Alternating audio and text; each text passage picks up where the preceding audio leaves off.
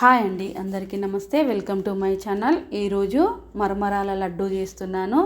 దీనికి 250 గ్రామ్స్ మరమరాలు తీసుకున్నా, 450 గ్రామ్స్ బెల్లం తీసుకున్నా. ఎందుకంటే మేము కొంచెం తీపి తక్కువ తింటాం కనుక కొంచెం ఇలాచీ పౌడర్, కొంచెం నెయ్యి అంటే 2 స్పూన్లు సరిపోతుంది. దీనికి పెద్ద బాండి పెట్టుకోవాలి, వెడల్పాటిది.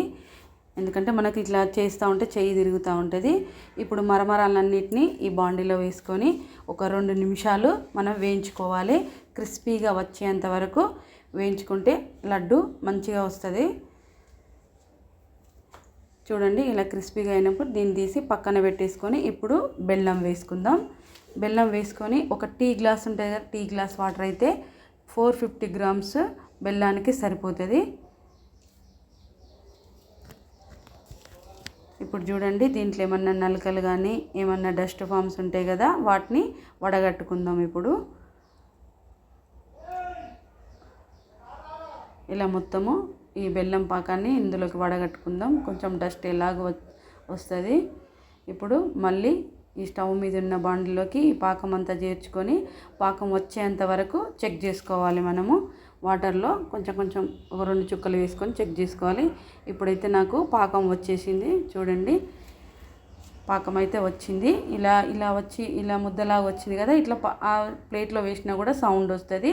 సరిపోయింది. ఇప్పుడు నేను మరమరాలను ఈ బెల్లం పాకంలోకి తీసుకున్నాను, కానీ నేను ఇలాచీ పౌడరు, నెయ్యి వేయడం మర్చిపోయా. ఇప్పుడు వేస్తున్నాను.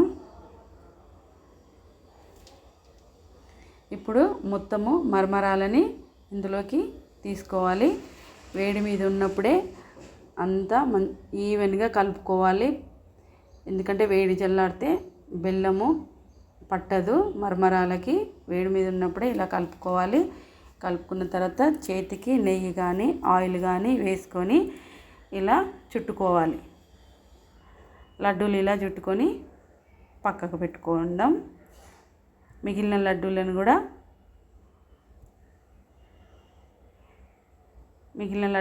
ఇలా చుట్టుకుందాం మనం.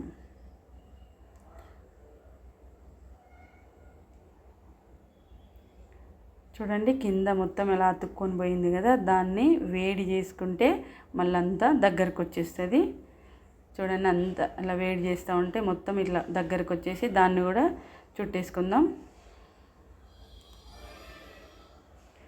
అంతా చుట్టుకొని మరమరాల లడ్డూలు మనకు తయారైపోయినాయి.